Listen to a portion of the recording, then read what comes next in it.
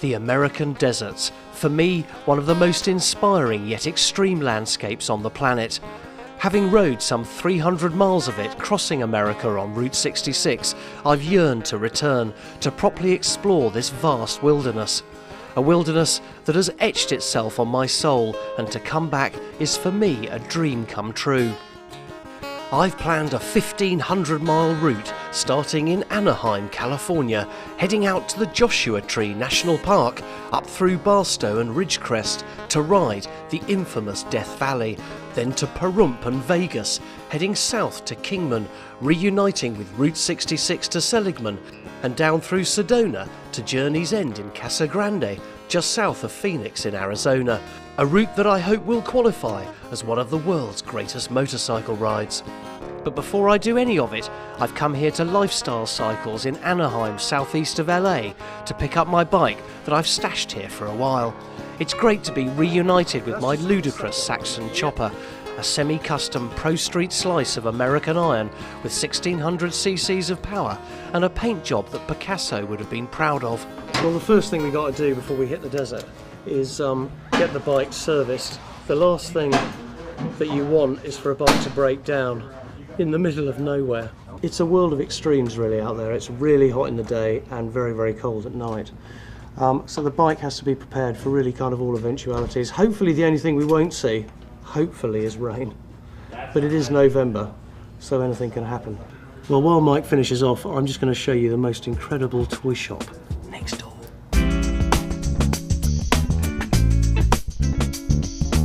Over the last 10 years, Harley's stranglehold on the all-American cruiser market has been broken. Chop shops throughout the land are now offering the traditional, the radical, and more often the ridiculous, all under one roof. Whatever you're going to ride in the desert, always good to get some first-hand advice from sales manager Dan. It's very much akin to like the Old West, where the cowboys would be out on their horse and they'd be out riding the range and, you know, the wind blowing through their hair and all that sort of stuff. And I mean, move that into present day, you're riding an iron horse and you're out there and the wind's blowing through your hair. It's just you, your motorcycle, and the road. And there is something so intrinsic about that feeling of total freedom. You, two tires, and a motor, and the sound just going down the road is amazing. Well, with Mike's magic worked on the bike, I can't wait to head out and clear the suburbs of LA.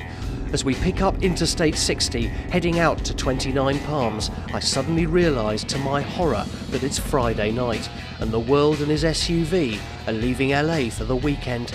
It's gridlocked with thousands of LA's chattering classes, obviously extremely worried about global warming in their air-conditioned bubbles. But as dusk starts to fall, the traffic eases, the temperature cools, and the desert takes on an alien quality of a quite extraordinary red evening light. But suddenly, I hit a crosswind.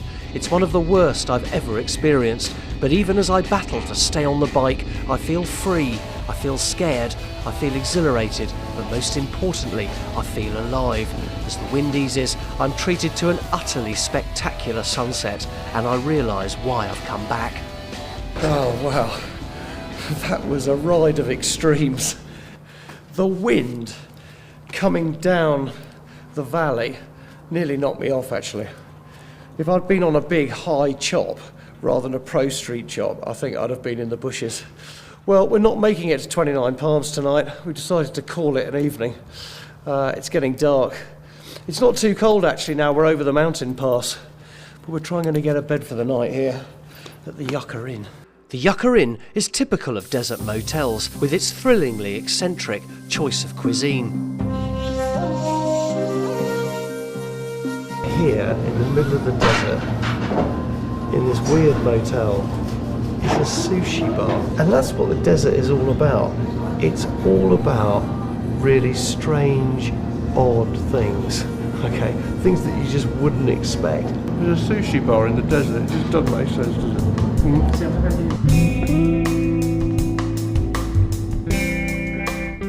The early morning sun next day sees me up early, dying to get on the road. I'm heading only some 4 miles up the mountain in search of some breakfast. Oh wow. That's the reason why I came back, even a 4-mile ride here. Well, we've just come up here to Pioneer Town, which is actually just above the main highway. which used to be an old movie set, or supposedly, just to have breakfast here at Pappy and Harriet's Pioneer Town Palace. Oh dear, it's closed. Now the problem with this place is that there's probably no breakfast for the next 100 miles.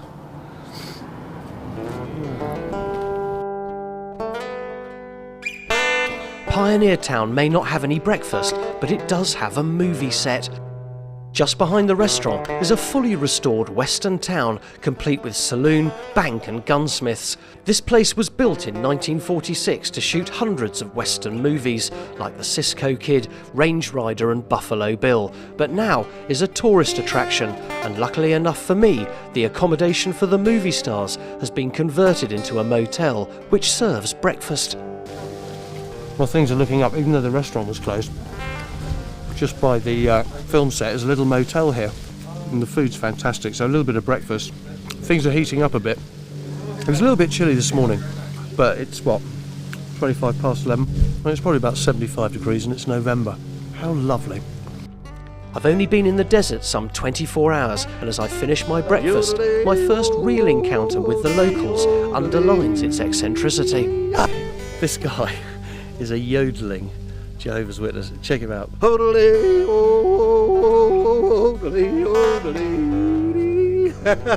got to be good. That's fantastic. Wonderful. And you've been yodeling for years? Years, yes. I'm from the Pocono Mountains in Pennsylvania. Nice meeting you all. Cheerio. Okay. See you later. Yeah. You meet the weirdest and the nicest people here in the desert, let me tell you.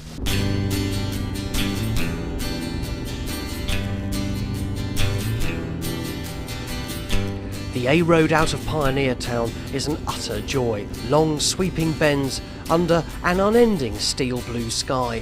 We're heading for the Joshua Tree National Park, about 30 miles away, and really our true entry point into this vast desert terrain. The views are glorious, with forests of Joshua trees peppering the landscape and incredible rock formations rising up out of the sand. I have to pull over briefly to be part of this fascinating wilderness. The Joshua Tree National Park is really an absolute must if you're coming to the desert. The whole national park is 800,000 acres in size, and the road is 22 miles long from the west gate to the north gate. Now the Joshua Tree National Park, or the Joshua Tree itself, was obviously made famous by the U2 album in 1987 of that name. But the Joshua Tree was thought of by the Mormons, or the early settlers here, to be shaped like Joshua's arms raising up and leading them to the promised land. You know what's really weird is that these Joshua trees aren't trees at all. They're actually a yucca, which is a form of agave, which actually means that they're a member of the lily family. As I settle down into the 100-mile ride to Barstow, I get my first sense of the total solitude that I've missed so since I was last here. To be part of this scenery on a motorcycle is a very special experience. Perhaps it's because there's no air-conditioned barrier between you and this harsh environment. You feel that you're taking part rather than being a spectator in whatever the desert will throw at you next. And as the sun starts to set, it reveals another quite extraordinary landscape.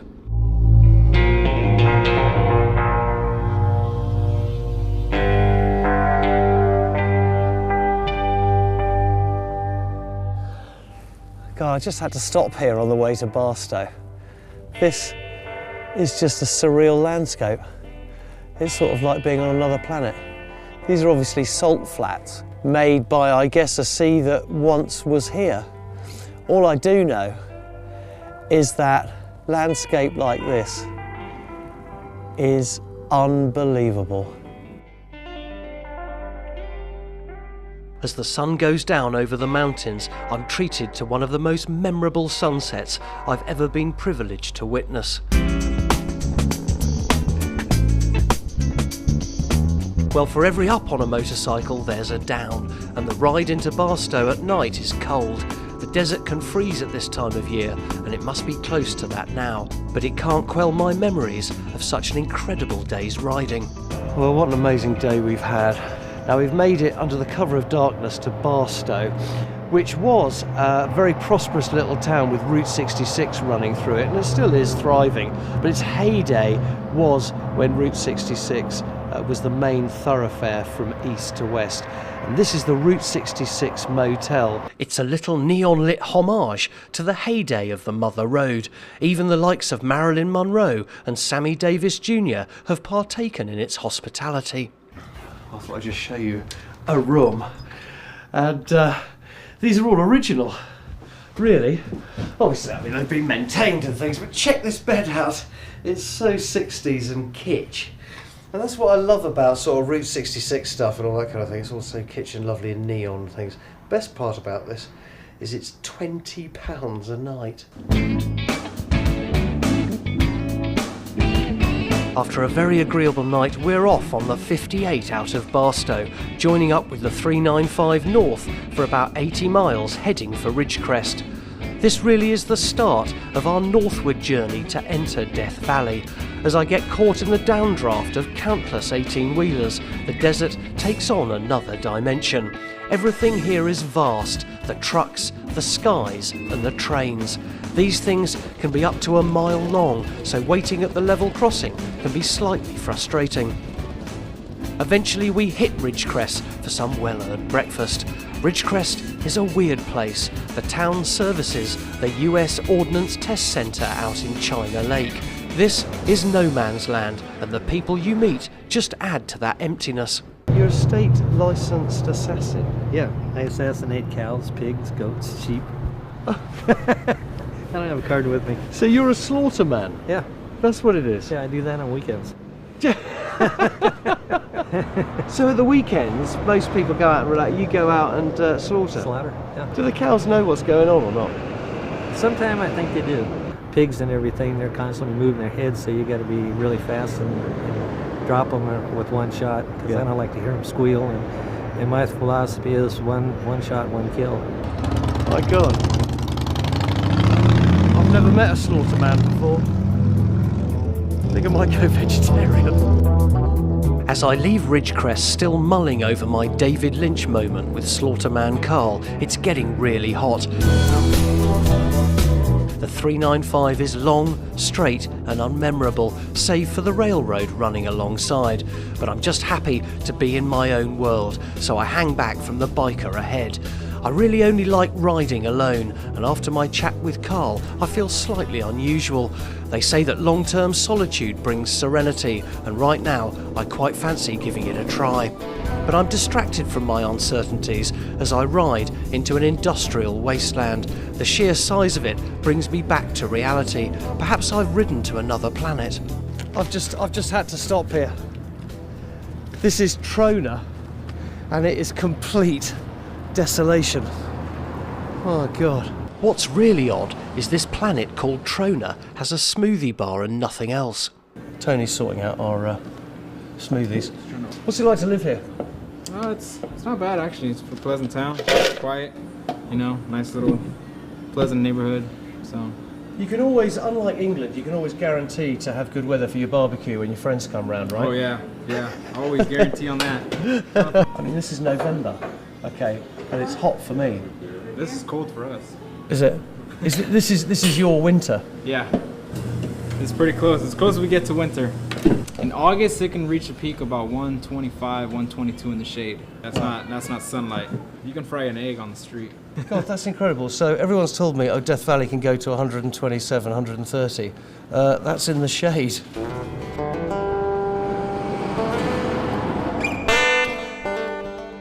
Trona has made its living for hundreds of years mining borax, a mineral found in everything from washing detergents to fiberglass. To work here in the summer surely must be close to hell on earth.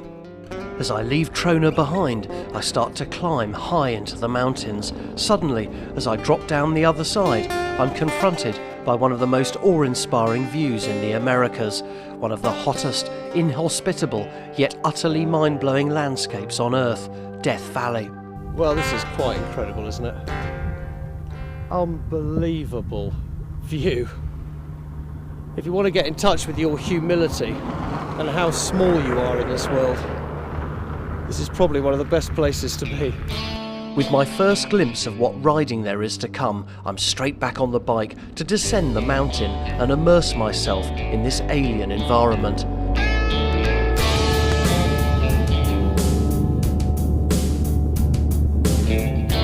Coming down the mountain, the temperature rises, and even though the clouds are rolling in and it's November, you feel you're heading down into another world, a world where water is sacred and the heat could kill. It's a raw and unforgiving landscape, a place where you immediately feel insecure, humble, and ultimately irrelevant, and consequently, you're simply at the mercy of these fearsome elements. This is a world that punishes the unprepared, yet fascinates and delights if respected. After about 30 miles, our hotel for the night appears. Well, if you're coming to Death Valley and you want somewhere decent to stay, there is only one place, the Furnace Creek Inn. My arrival is heralded by yet another stunning sunset, but as night falls, I'm heading down to a trailer park peopled by a group of OAPs calling themselves the 49ers. They come together every year in Death Valley to celebrate the endeavours of the first travellers to cross Death Valley in 1849, seeking their fortune on the west coast. This gathering is fascinating to me, not so much in its celebration, but because it gives a glimpse into ageing Americans' love of their RVs. Most of these guys are retired and they've sold up everything to buy a huge mobile home in which they permanently travel all over the States. For Sharon and John, however, they've made a fantastic home right here in Death Valley. Now, John, look, you and Sharon here, okay, you've lived here for 12 years. Well, I haven't. Sharon's lived here 3 years. Oh, okay. Yeah. Now, and I've been here 12 What years. makes you want to live? I mean, it's an amazing place. It's just really a nice place to hang out all winter. So this is a permanent RV you've got here? Right. Yeah. Okay, yeah. so if you want to travel around... I go in that thing. Oh my God, you got another one. Yeah, that's that. I pull that around and leave this here permanently. But are you here in high summer as well? No, I've been leaving the last 4 summers. I stayed 8 summers. And it just got too much for me. It's just too hot, so I've been leaving. And I go to Washington State. I feel somewhat jealous of these wonderful band of travellers who at an age they should know better just sell up and seek new horizons. Why is it that us English just slowly decompose in a one-bed flat in Margate?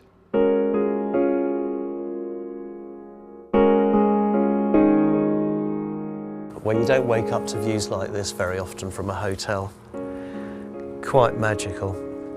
Well, the Furnace Creek Inn is really an oasis of 5-star luxury right in the middle of Death Valley. The hotel was built here in 1926 to service the borax mining industry and is somewhat incongruous, perched proud above the desert floor. It seems rather stoical, looking down on the valley below. It truly is 5-star, with adorable rooms, a restaurant, pool and manicured gardens, complete with bougainvillea and shady palms. These gardens and the Furnace Creek Inn is a treat. I would say it's difficult to leave, but with 100 miles of Death Valley to ride, I think I'll forgo another cappuccino. It's still early, but it's already in the 80s, a perfect temperature to soak up the sheer stark beauty all around me.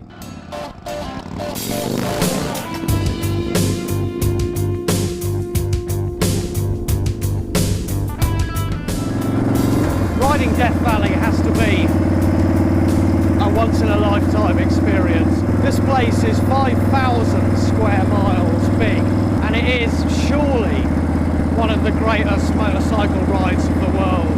Now, people ask me why you ride a motorbike when you could be in your four-wheel drive.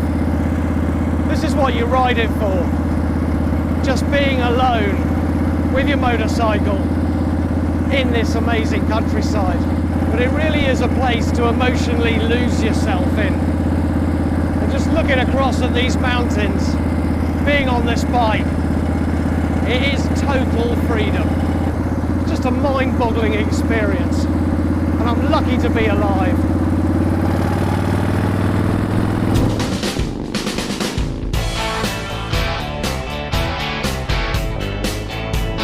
Well, we're heading some 20 miles over the mountains, crossing the state line into Nevada and finding a place to fill up. Just one thing on the petrol front in Death Valley. As long as you've got about 60 miles in your tank, you're going to be fine. So all the sort of scaremongering and all that kind of stuff doesn't really exist. So about 60 miles will keep you going between petrol stops.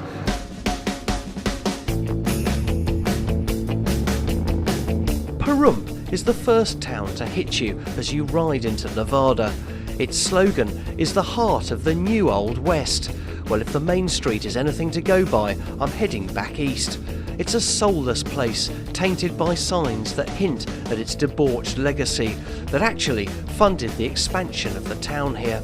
Now, Nevada staunchly holds on to its kind of Wild West roots, and a lot of things are legal here which are illegal in the rest of America, and one of the big things is prostitution.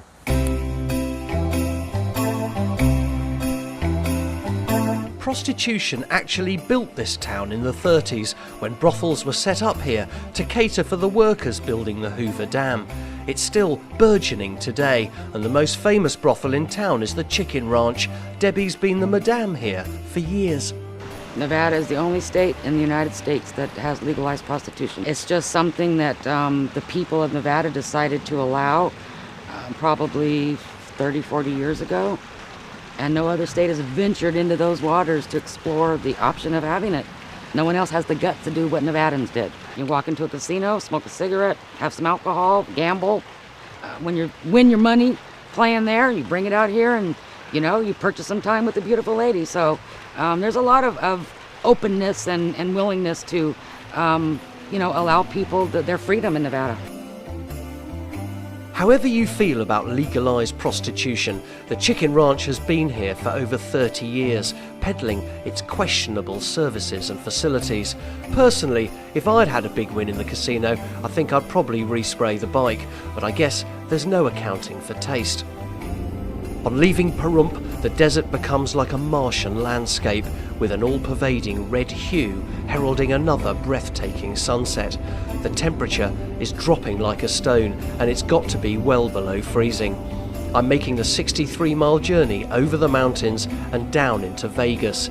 It's really, really cold over the mountains, but as I descend, I can see Vegas glowing in the distance.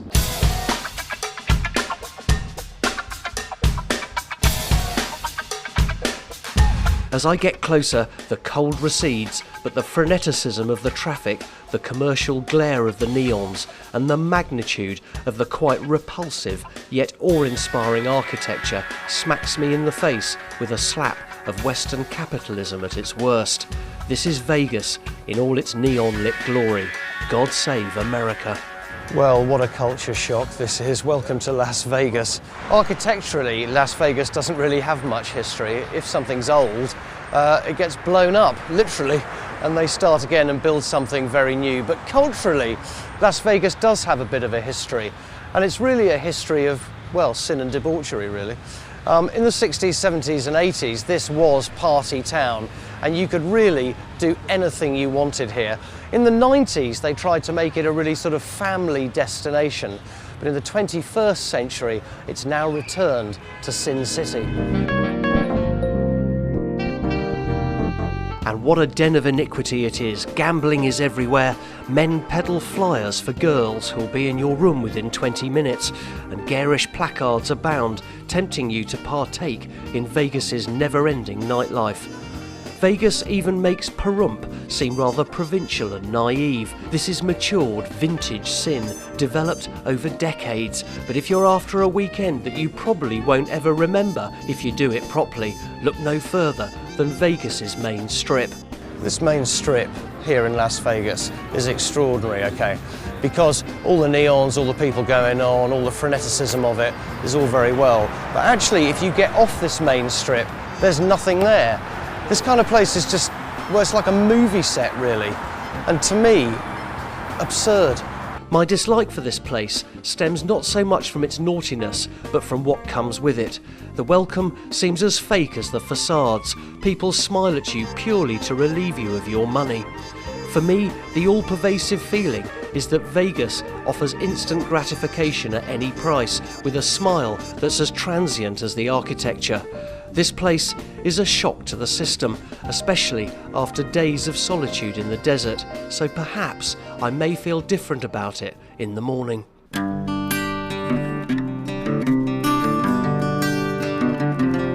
Well, even though the sun is shining here in Las Vegas this morning, I'm yet to be convinced about this place. Now, there obviously are ridiculously sized hotels here to stay at.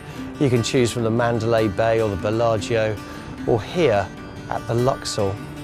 The true vastness of these hotels is actually quite difficult to comprehend. There are 3,800 rooms in the Luxor alone. You know what? 65 million tourists come through Vegas every year. This vast pyramid of commercialism is quite unbelievable. It seems you're not a person here. How could you be? Instead, you're a room number, and mine was 1608. There can't be any individualism, however hard they try. It's just too big. But it's a well-oiled, climate-controlled, money-making machine that embraces your belief that you'll win the jackpot. But as always in this town, money talks, and if you've got a stash of it, then the VIP rooms here are where to splash out. Well, I thought I might show you my room. No, only joking. Now, if you're a celebrity, or if you're invited by the Luxor Hotel, this is the kind of room that you can expect, which is just ludicrous. Pool table just there. Sitting area here, with obviously the ubiquitous massive video screen. Your bar area here for all your friends to sit at. Sitting area again if some of your friends wanted to watch a different DVD than what you're watching over there. And through here, passing yet another loo, is your vast bedroom. It's just absurd. And then round here is your little bathroom. Which house, oh my God, with double basins, jacuzzi bath, another plasma screen just in case. And if you want a little bit of a workout after playing pool, then you can do it here, overlooking this fantastic view actually of the airport, so you can keep an eye on your private jet. And prices start, if it's available for this room, at $5,000 a night. Well, that was the Luxor in all its glory. I have to be honest with you, okay, I was going to show you how to get married here in Little White Chapel and all that kind of stuff. But firstly, you know that Vegas is famous for that, I'm sure. And secondly, I really can't stand to be here a moment longer.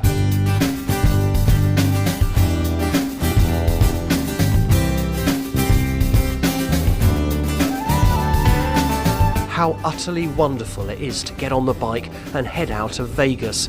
I feel like I've spent the night with someone I shouldn't have and sneaked out of the kitchen window. We're heading south about 150 miles to Kingman, crossing the Hoover Dam, basked in evening sunshine. The comfort of the bike is not only physical this time, but spiritual. More than ever, I revel in its reassuring thud of predictability and a return to individualism that it gives. Every mile I travel washes away the last 12 hours. As the glorious evening embers glow, I take a little detour to a tiny town everyone has recommended to me to check out. This is what the desert's all about. This is the Chloride Ghost Town, which, as the name implies, is a town that's dead. But as far as I can see, it's very much alive. Chloride was a thriving town mining, you've guessed it, chloride, but also silver and other minerals.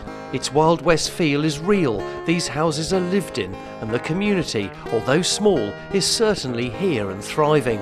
And if you pop into the local stores, Jim and Harry will always be there to give you a warm welcome. What's life like here on a daily basis? For me, I'm doing what I do very well. And I do it so well that I'm going to continue to do it, which is nothing. I've paid my dues to everything I have to do, and I've done it all, so I'm settling down. Is it a lovely place to just chill out? It's a good place to chill out, but you can Like eating 5 gallons of ice cream, you can get tired of that too, you know. Desert living, you have to be specially You adapted got for to it, be surely. a survivalist. There you go. Be a survivalist. And I guess, I don't know, if you want to come over here and leave with $1 million, you got to come here with 2. Jim and Harry were saying, here in Chloride, when the first miners turned up here, there were 75 deaths before one died of natural causes. So there'd been fights, gunfights, and all that kind of stuff. That's living in the Wild West, I guess. Well, it's only a short ride of 25 miles or so into Kingman. It's great to return here to retrace my ride on Route 66 to Seligman. But it's the dreaded laundry night, so after a quick trip to Kingman's finest, it's time to get my head down and dream of the ride in the morning. So nice to have some clean clothes, even though I think Tom shrunk me top a little bit.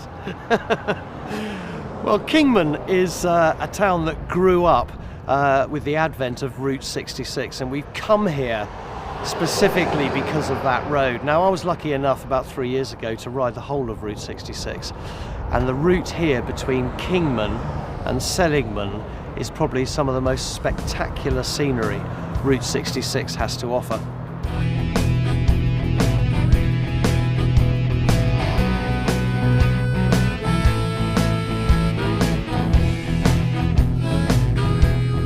As I ride out of Kingman, thrilled to be back on Route 66, I have to admit to you that I've messed up.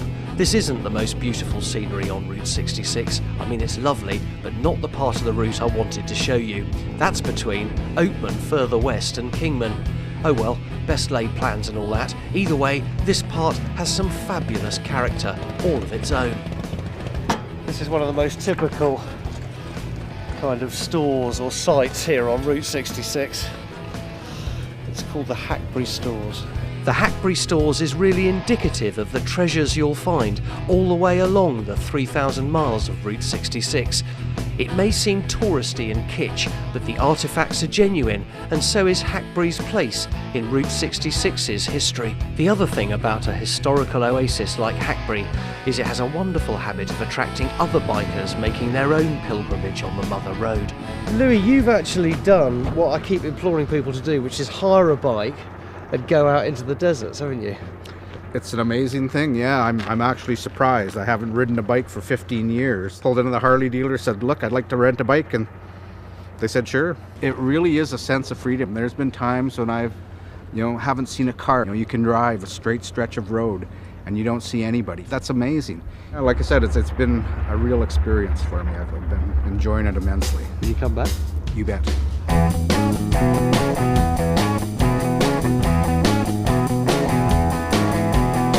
66 from Hackberry to Seligman is long, straight and rewarding. You can imagine the thousands of people who left Chicago and the East behind in the 20s and crossed America on 66 to seek a new life in the West.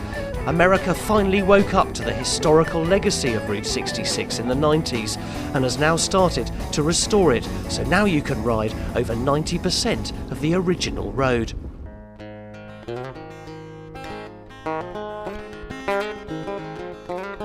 Arriving in Seligman, I'm greeted by its main street, complete with a period shopping arcade and jail. The theme park feel of Seligman is all somehow okay, perhaps because it blends into the landscape or because you don't know what's original and what's not.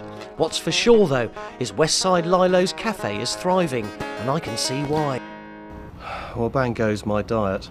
Brenda, who owns this place, just brought this out to me. Now, this is a vast slice of carrot cake, which is the speciality of the house, and people travel, she tells me, from hundreds of miles around to experience it. We've actually finished our little trip on Route 66 and we're going to pick up the Interstate 40 just over here, and we're going to go to Flagstaff, which is our entry point to Sedona and the most incredible ride, supposedly, into Sedona, which we want to try and make before nightfall. So all I've got to do is gas up and attempt to wobble onto the motorcycle.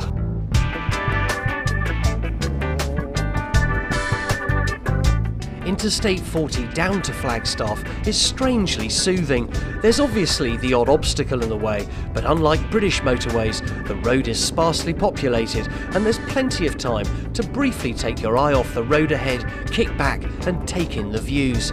Flagstaff itself is about 7,000 feet above sea level and even boasts its own ski resort, but we're peeling off Interstate 40 before Flagstaff's city limits, stopping just in time.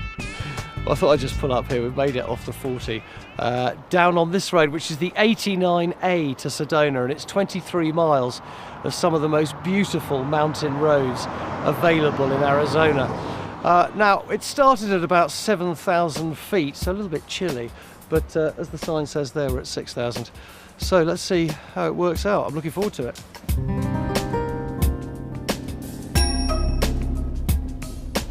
Even after over 1,000 miles of riding the desert, it now reveals yet another landscape, this time accompanied by narrow mountain roads, enclosed by fir tree-clad ravines and shimmering evening sunshine, glowing crimson against these quite incredible mountains. Riding this road on an all-out raked custom is initially daunting, but soon I get used to its lack of agility. The 89A is so glorious, even if I did crash, it probably wouldn't wreck my afternoon. This place is absolutely stunning. The red rocks and the cottonwood trees just give a whole new dimension to the deserts. It may seem rather familiar to you, this place, because it's been photographed and filmed by Hollywood, who've fallen in love with it for years, making movies and all that kind of stuff. But just to stand here, even just by the road, and just take it all in the evening heat, it's just wonderful. These vistas are a complete contrast to the desert terrain I'm used to. This landscape is not threatening, vast, barren and dangerous. Quite the opposite. The feeling here is inviting and absorbing, soft and comforting. The mountains tower above you, yet are smooth, secure and calming. With only a few miles to ride into Sedona, the sun sets over the serene rock formations surrounding the town below.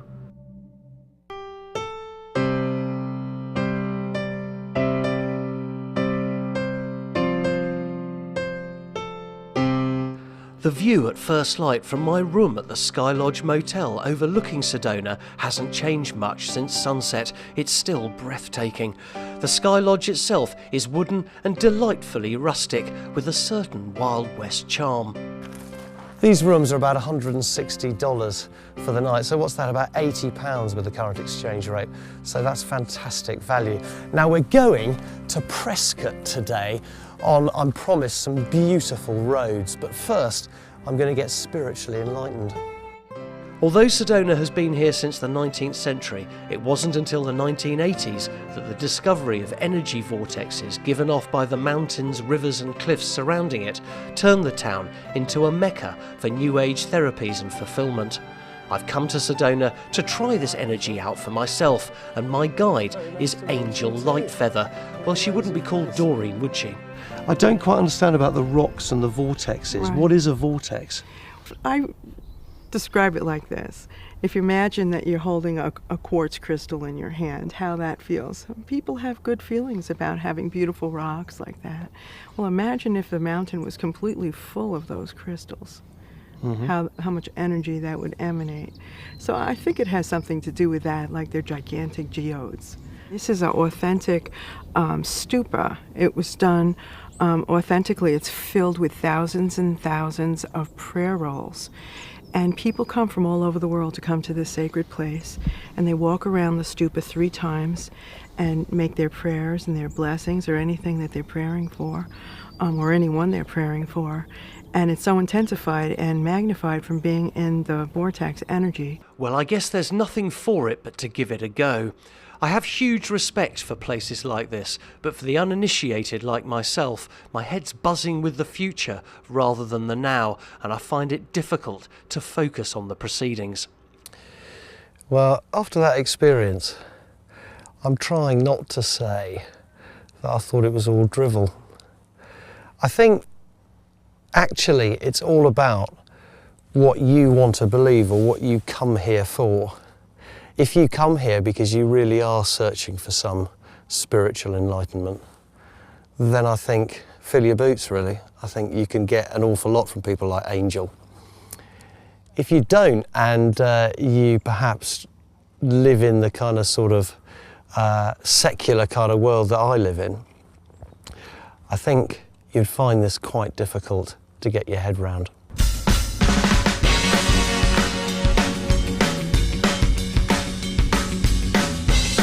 Well, Prescott beckons, so back to the glorious reality of my raked, loud, pro-street god of custom chops. I've put my faith in this beast, and for me, every mile has spiritually, mentally and physically rewarded me. Ahead though, the mountains have an air of foreboding. There's now rain on my goggles for the first time in the 2-week trip. I think it might be prudent to make a little detour round the mountains. Well, that's the first rain in the desert. Not much, I have to say, but I'm really glad we decided, instead of doing the mountain roads, because we could see the rain ahead of us, we took the motorway or whatever it was to here, just outside Prescott. What you don't get on telly is obviously feeling a bit wet, but also the smell of the desert when it rains, and it smells sort of all treacly, which I guess is probably the only benefit of riding on slightly greasy roads.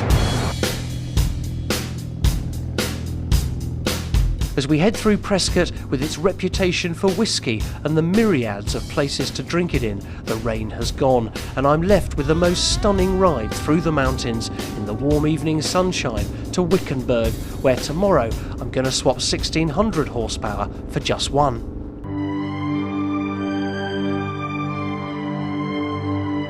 First light reveals a vision of the true Wild West, and more importantly, the perfect opportunity for me to wear a stupid hat. Well, as the sun comes up over Wickenburg, you'd be forgiven for thinking that you've been transported back to the 19th century, but the world of the cowboy is alive and well here in Arizona.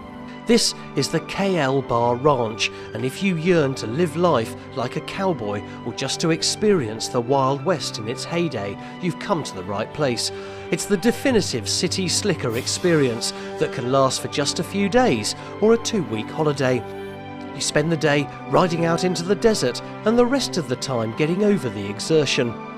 For people like Malcolm, coming here all the way from England is a yearly pilgrimage. Malcolm, you've been coming here many times, haven't you? Yeah. Now, what is it about here that keeps you coming back? I guess it's because of the lifestyle. You're kind of back into the 1880s. The landscape's pretty much unspoiled, and just the freedom you're getting on a horse and just roaming those trails, and it's just a freedom. The weather helps. So a man from Nottinghamshire getting into, coming into sort of ride the range, etc. How did you get into all that? It's one of those things. You're raised on Roy Rogers comic books when you're a lad, and you think, I'd like to ride a horse in the Old West. And then when you get older, you kind of think, better get on and get that done. What a wonderful way to spend a couple of hours here in the desert. Now, if you want to come here to the KL Bar Ranch, which is probably one of the best in the area, for a couple, it's about $2,200 for the week. Now, that does include all the riding you want, and also full board and lodging. And what a wonderful way to experience even modern day life here as a cowboy. As I leave Wickenburg to do the last 150 miles or so down through Phoenix to Journey's End in Casa Grande, I'm beginning to miss the desert already.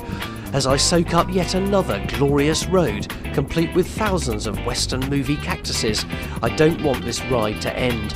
And as I mourn, the interstate round Phoenix overwhelms the senses, concentrating the mind on purely survival. Journey's End is where my bike started life at the Saxon factory in Casa Grande.